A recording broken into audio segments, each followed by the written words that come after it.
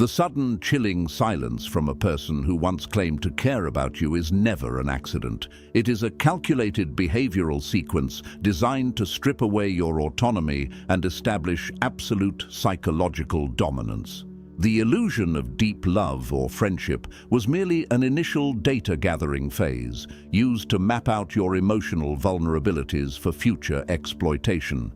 Recognizing the precise mechanical signs of this predatory extraction is the only way to stop the complete destruction of your self-worth. Understanding the exact neural mechanisms behind their manipulation is the key to breaking the trauma bond and reclaiming your power before they discard what is left of you. The trap always begins with an overwhelming flood of attention and praise. The target receives constant messages, grand promises, and intense focus that feels like perfect understanding. This early affection is not real. It is a mechanical process used to hijack the brain's reward center. The sudden influx of praise triggers massive spikes of dopamine and oxytocin in the nervous system.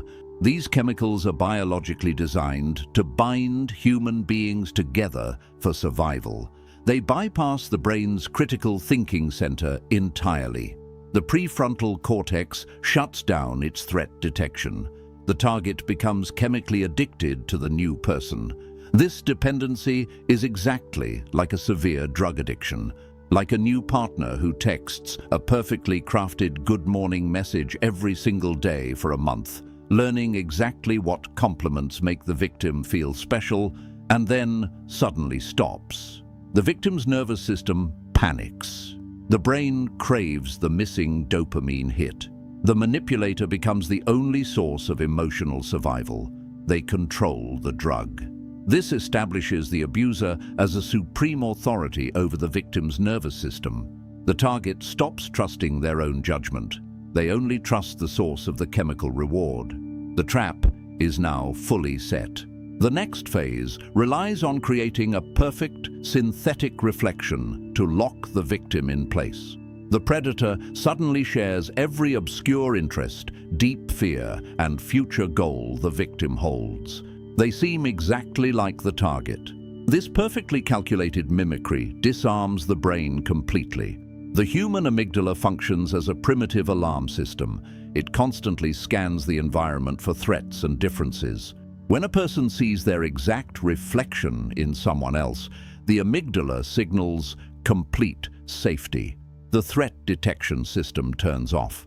This creates a false sense of absolute trust that leaves the victim entirely defenseless against the coming attacks. Like a co-worker who claims they also suffered a terrible betrayal at their last job, using the victim's own traumatic stories to build a fake bond. They are not sharing a connection. They are downloading the victim's psychological blueprint. They learn exactly what hurts the target. They log this data in their mind. Later, they will use these exact fears as weapons to inflict maximum pain. The mirror is a tool for mapping weak points. It is never real empathy. Once the blueprint is mapped, the baseline reality must be shattered. The intense affection vanishes without warning. It is replaced by cold indifference for no logical reason. This activates the exact same psychological principle that makes gambling addictive. It is called intermittent reinforcement.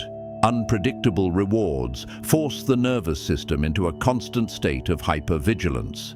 The brain cannot predict when the next drop of affection or approval will come. This uncertainty aversion creates sheer panic. The victim works twice as hard to earn back the baseline level of respect. The abuser watches the victim perform, like a boss who praises a worker in front of the whole team one day and completely ignores their emails the next day. The worker stays late every single night trying to win back the initial praise. The abuser spends zero energy while the victim drains their entire life force. The victim becomes a slave to a slot machine that never pays out. The power dynamic shifts permanently. The victim is now the desperate chaser. The predator becomes the ultimate prize. The mental environment must then be destabilized to prevent the victim from leaving. The abuser begins stating clear falsehoods. They deny events that definitely happened just hours ago. This introduces a destructive virus into the victim's reality processing. The brain cannot hold two conflicting truths at the same time. This creates extreme cognitive dissonance. To resolve the painful mental friction, the victim's brain compromises its own memory. It accepts the abuser's false reality just to stop the mental pain. This shatters spatial memory and temporal reality. The victim becomes completely reliant on the abuser's version of events just to function in daily life. Like when a spouse hides the car keys, watches the victim search in a panic for an hour, and then tells the victim they are losing their mind when the keys are found exactly where they were left. The goal is not about the keys. The goal is destroying the target's trust in their own senses. A mind that cannot trust its own memory cannot mount a defense. It becomes fully subordinate to the predator's commands. A closed system of abuse eventually causes the victim to wake up and resist. To prevent this, the predator introduces a shadow figure into the dynamic. They casually mention a co-worker, an ex-partner, or a stranger who seems to admire them. Bringing a third party into the dynamic changes the entire game. This activates primal loss aversion in the victim's brain. Human beings are biologically wired to fear losing an asset far more than they value gaining one. The sudden presence of competition shifts the victim's focus entirely away from the abuse. The focus turns toward winning the competition. The victim fights to keep a prize that has zero actual value. Like when a partner casually mentions how much an ex-lover used to cook elaborate meals for them. The victim immediately starts cooking elaborate meals to prove their superior worth. The abuser sits back and extracts the free labor. They manufactured a fake threat. They harvested a real reward. The victim feels desperate jealousy instead of righteous anger. The abuse perfectly continues under the cover of a fabricated rivalry. When the target does manage to notice the exploitation, the defense must be swift and absolute. The abuser immediately accuses the victim of the exact crime the abuser just committed. This is a tactical deployment of psychological projection. It forces the victim into a defensive posture immediately. The human brain has a limited cognitive load. When it is forced to defend its own innocence against wild accusations, it uses up all available mental energy. There is no processing power left to hold the abuser accountable for the original crime. Like when an unfaithful partner screams at the victim for looking at a phone screen, the abuser turns a simple glance into a massive trial about the victim's supposed paranoia and controlling nature. The victim spends 3 exhausted hours defending their loyalty. The abuser's cheating is completely forgotten. The guilt is successfully transferred. The predator walks away completely clean. The victim is left exhausted, confused, and apologizing to the very person who harmed them. Verbal warfare takes energy, so the predator often shifts to a weapon that requires zero effort. They simply stop acknowledging the victim's existence completely. Withholding communication is a brutal tactic. The brain processes social exclusion through the exact same neural pathway it uses for physical pain. When a person is deliberately ignored, the dorsal anterior cingulate cortex fires. This is the identical brain region that lights up when someone burns their hand or breaks a bone. The silence creates an urgent, almost physical craving for reconnection and closure. The nervous system screams for relief from the social pain. The moment the abuser withholds that response through strategic silence, the victim's nervous system becomes fixated on them. The abuser remains completely unaffected. That asymmetry is the source of pure, terrifying power. Like when a friend refuses to speak or text for 3 days after a minor disagreement. The victim begs for a conversation. The abuser watches the desperation grow. The silence is not a timeout to cool off. It is a psychological torture device designed to force total submission. If silence fails and the victim demands answers, the communication must be scrambled. The abuser delivers long, looping, meaningless speeches that change topics every few seconds. Arguments go nowhere on purpose. This is an intentional cognitive overload tactic. The prefrontal cortex can only hold a few pieces of active information at once. Flooding it with irrelevant data, past grievances, and sudden subject changes induces immediate brain fog. The victim's working memory crashes under the weight of the data. They become confused, exhausted, and willing to agree to anything just to make the noise stop. Like trying to discuss a shared bank account, and 5 minutes later the abuser is yelling about a vacation from 4 years ago and criticizing the victim's tone of voice. The original financial issue is buried under an avalanche of nonsense. The abuser escapes accountability entirely. The victim is left dizzy, wondering how a simple question turned into a chaotic nightmare. The conversation was murdered on purpose to protect the predator's control. The victim might try to seek outside perspective to validate their crumbling reality. The predator anticipates this and strikes the support network first.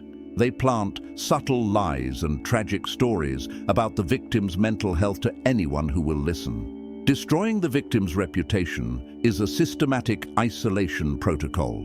It severs external reality checks. By controlling the narrative, the abuser makes themselves the only remaining source of truth. It prevents any chance of an organized defense. Like a manager quietly telling the whole office that a specific employee is unstable and struggling at home. When the employee finally complains to HR about the manager's toxic behavior, the team already expects the outburst. They dismiss the valid complaint as crazy behavior. The trap closes perfectly. The victim realizes they have no allies. They are completely alone. They must rely solely on the person destroying them for any social interaction. When the victim is perfectly isolated and exhausted, the final breaking process begins. The abuser pokes, prods, and violates boundaries relentlessly until the victim finally snaps and yells back.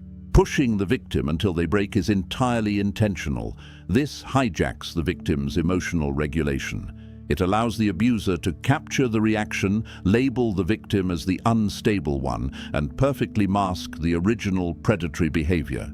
The abuser stays perfectly calm while the victim explodes, like calmly insulting a partner's weight every single day for a month until the partner throws a glass at the wall. The abuser records the broken glass on their phone. They play the terrified victim. They use the reaction as permanent blackmail. The real victim feels immense shame. They truly believe they are the toxic one. The predator successfully inverted reality. The victim is now policing their own behavior while the abuser operates without any rules at all. The predator cannot tolerate any success or joy that does not come directly from their hand. When the victim achieves something independent, the abuser immediately ruins the moment. This reaction is rooted in a malignant superiority, complex, and dominance hierarchies. Another person's success feels like a direct threat to the predator's social rank. To restore balance, they must devalue the achievement immediately. This perfectly conditions the victim to associate their own success with pain and punishment. Like when a spouse gets a major promotion at work and the abuser ruins the celebration dinner by picking a vicious fight about a minor mistake from last week. The victim learns to hide their joy. They stop striving for success entirely. They shrink their entire existence just to avoid triggering the abuser's sudden anger. The predator successfully forces the victim to remain small and dependent. The victim's internal light is systematically extinguished. To extract the last remaining resources from a depleted target, the predator sells a vivid hallucination. They promise marriage, a business partnership, or a sudden permanent change in behavior just over the horizon. Promising a beautiful tomorrow that never comes is highly effective.